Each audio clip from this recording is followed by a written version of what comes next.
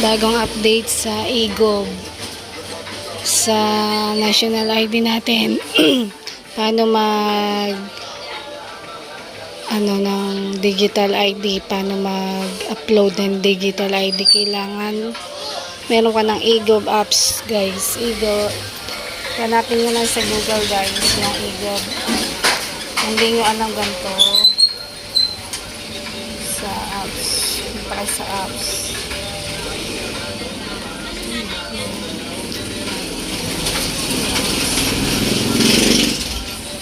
Basta punta kayo sa apps, sa Google Store.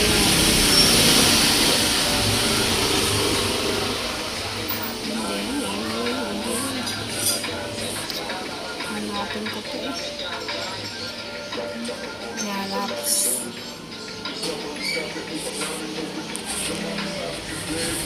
Search nyo. Search nyo lang e-gov.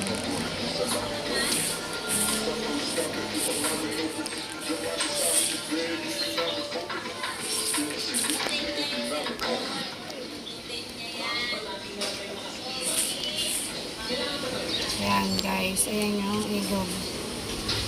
Yan ang hahanapin nyo, yung ganyan. I-install nyo yan. Ako, napag-install na ako, no?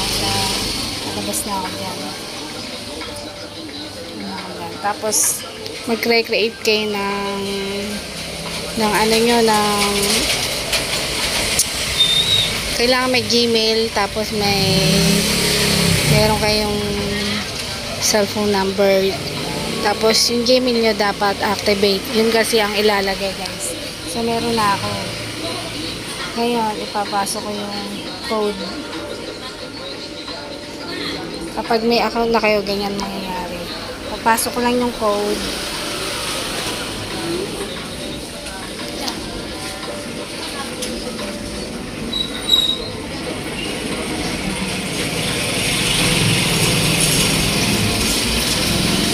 Tapos, ganyan makikita nyo, guys.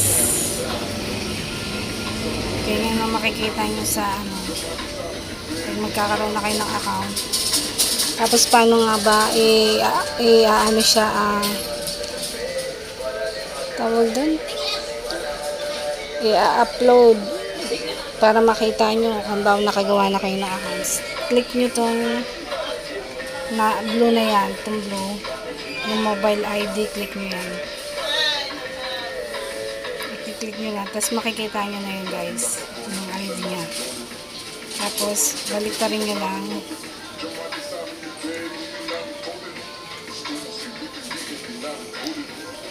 Yan.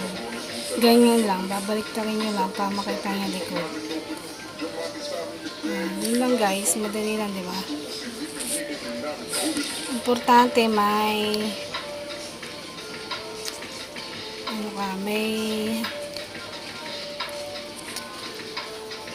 may email na update tsaka number. Yung number doon ilalagay yung MPIN.